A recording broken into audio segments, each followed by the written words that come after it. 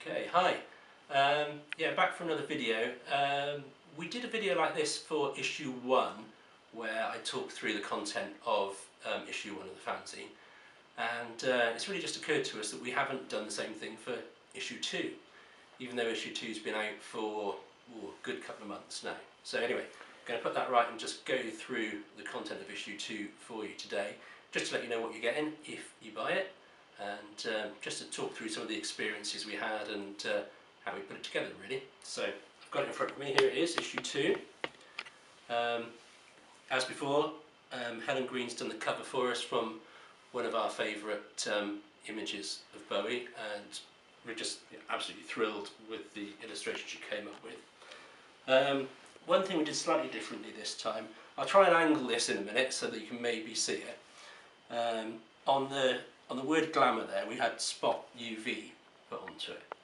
So in certain lights it changes colour, it goes white, and it's sort of glossy as well. So I don't know if you can see it from there. I'll just angle it a few different ways and we'll see if it might possibly, in the light, you might see it, you might not see it, just depends how I am in the window.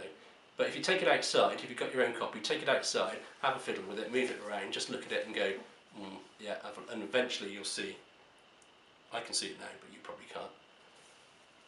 But it's really a nice effect. We like to do, we love to do these little touches really. We've got some cool things planned for issue 3 not along similar lines really, but different ideas. But we just like to do little things to make it really cool, to be honest. Alright, so let's go through it then. So, David Bowie Glamour, issue 2. So we popped in an advert for the brilliant Beckenham Festival, which we went to 2 or 3 weeks ago now. Absolutely fabulous event, and it looks brilliant on the inside cover, if I say so myself. Here, Carlos Alomar did the introduction for us this time round. Did a good 300 words for us, and we've illustrated it with a picture of Carlos with Bowie from Serious Moonlight tour. And even though it's only 300 words, it's really worth a read, that, from Carlos. A really thoughtful piece, and really good of him to do it for us as well. And then we've got our introduction, and interestingly we've illustrated the contents page on both issue 1 and issue 2 with very early photos. Whether that's going to be something we carry on with or something we change next time, don't know yet really, but that's what we've done so far. And then the first actual sort of feature in the magazine is this interview with Tony Visconti. So we were thrilled that Tony agreed to do an interview for us. When I spoke to Tony about doing it, he said, I'll just make it a short interview if you don't mind. So I said, okay, we'll have maybe like 8 or 9 questions. And he came back and went, oh, maybe 4 or 5. I was like, 4 or 5? I thought, that's not very many. And then once we'd done it, I realised why he said 4 or 5, because his answers were really in depth, really thought through. And he let me know afterwards that it took him about 2 hours to answer all of the questions. So he really put some time into this, which was brilliant. And he revealed a few things in the interview as well, which I'd never heard of before. The photo for this one's got Tony with Woody in the background. They kindly, when we went along to Holy Holy concert, they kindly let me go into the press pit to take photos, so I got that photo there. So I was really pleased with the way that came out. Going over, we get into what's really the lifeblood of the fanzine really, which is fan stuff, fan articles.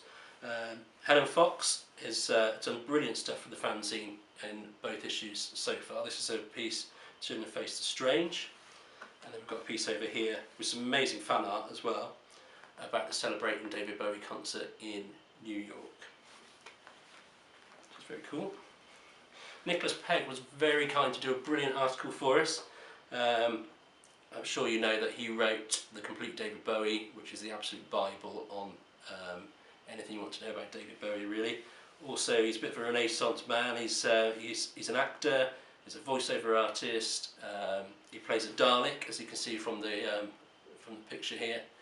I think he says on his Twitter that he's the only person to have played Hamlet and a Dalek. So there you go. He's written a brilliant piece for us about the crossover between Bowie and Doctor Who, which is his other main passion. A little advert we put in here as well for the Decades album, which is his and David Palfreyman's, which has just come out and is absolutely brilliant. Into some sort of fan stuff here. What we've done this time as well is put a few little bits around the place to break it up. So some Did You Knows, some playlists, that sort of thing. Just little tiny things that we thought would add to the appearance of things and add to the content as well. Great article about a fan meeting David Bowie, really worth a read, and a bit about David Buckley's book From the Outside era up here as well.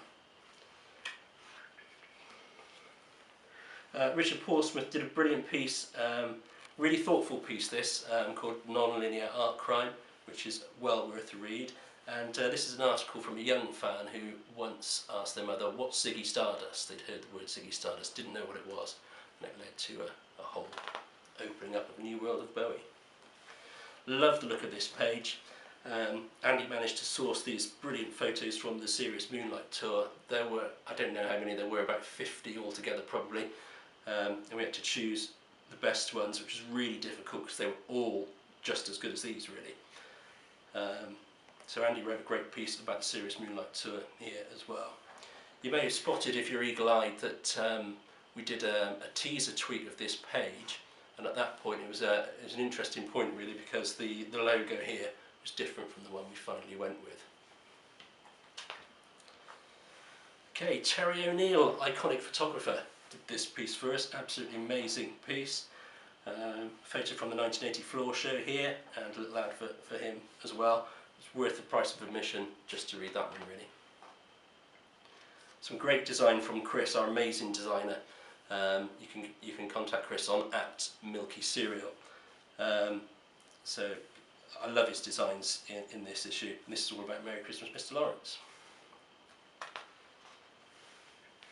Again, you see the little bits that we've sort of put around the place to break it up and add some extra interest as well. Piece about Bowie in Berlin. We put in a piece from the limited editions that you can get from the David Bowie Is exhibition. And a Belgian tribute down here from Bowie Reflections.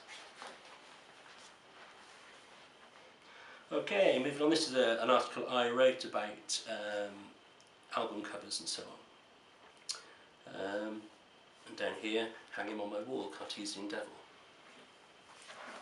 Oh, just a correction, it's not, Chris's Twitter handle is not @MilkyCereal, it's @LoveMilkyCereal.